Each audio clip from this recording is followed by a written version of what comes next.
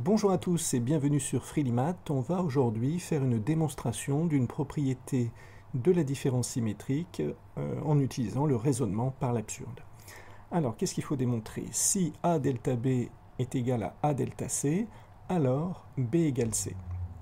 Alors pour ça, on va d'abord redéfinir un petit peu ce qu'est la différence symétrique, A delta B. Donc en fait, A delta B, qu'est-ce que c'est?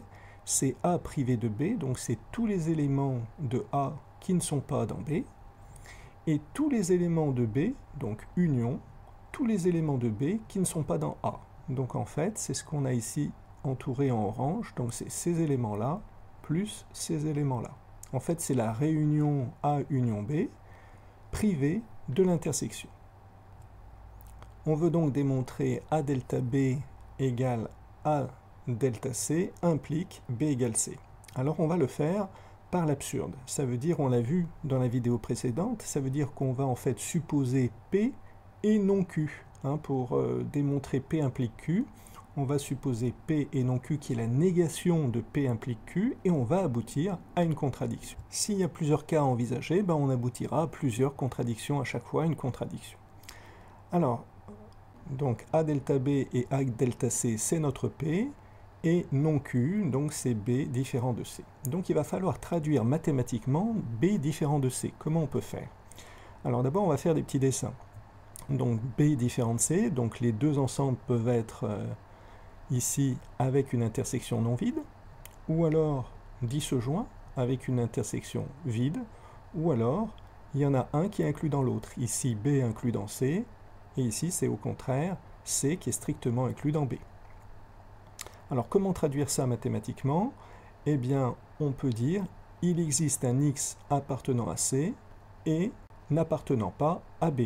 Donc ça correspond finalement à la petite croix ici en orange. Vous voyez, il existe bien un X qui appartient à C et qui n'appartient pas à B. Alors si on écrit ça seulement, on n'envisage pas le cas où C est strictement inclus dans B.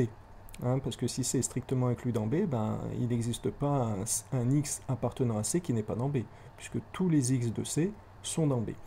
Donc pour être bien rigoureux, il faut indiquer à notre correcteur qu'on a remarqué la symétrie du problème. Ça veut dire quoi? Ça veut dire que si on intervertit la lettre B avec la lettre C, regardez ce qui se passe. Donc si A delta C égale A delta B, alors C égale B.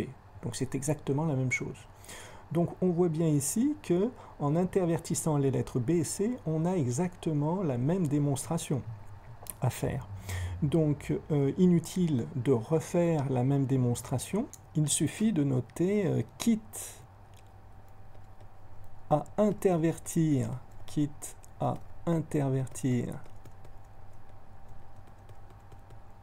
B et C, alors il existe X appartenant à C et X pas élément de B.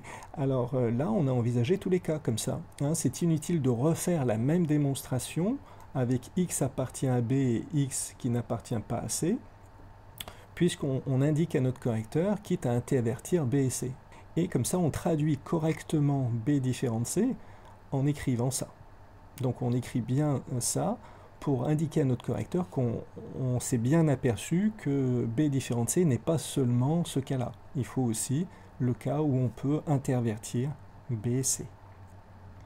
Une fois que ceci est précisé, nous avons deux cas à envisager. Le cas où X, on sait qu'il existe, il appartient à C, il n'appartient pas à B, et soit X appartient à A, soit il n'appartient pas à A.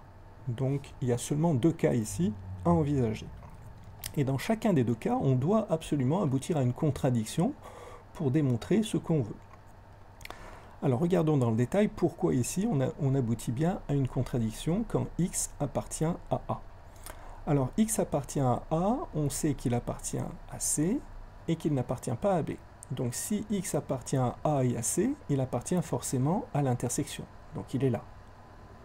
Mais si X appartient à l'intersection, il ne peut pas appartenir à A delta C d'après la définition qu'on en a donnée tout à l'heure.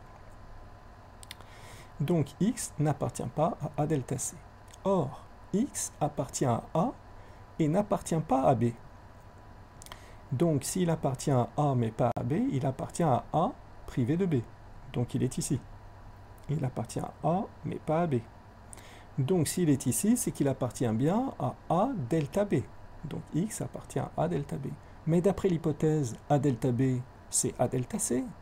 Et voilà la contradiction. On a démontré qu'il était à la fois qu'il appartenait à A delta C et qu'il n'appartenait pas à delta C. Donc c'est impossible. C'est une contradiction. Voilà pour le cas X appartient à A. Envisageons l'autre cas. X n'appartient pas à A. Et on doit encore aboutir à une contradiction. Alors s'il n'appartient pas à A et qu'il appartient à C, ça veut dire qu'il appartient à A delta C. Le voilà, il est là. Il appartient pas à A et il appartient à C. Donc il est là. Ça veut dire que s'il appartient à A delta C, ça veut dire qu'il appartient à delta B, puisque A delta B, c'est A delta C. Or, X n'appartient pas à A et il n'appartient pas à B, donc il ne peut pas appartenir à la réunion A union B. On est bien d'accord.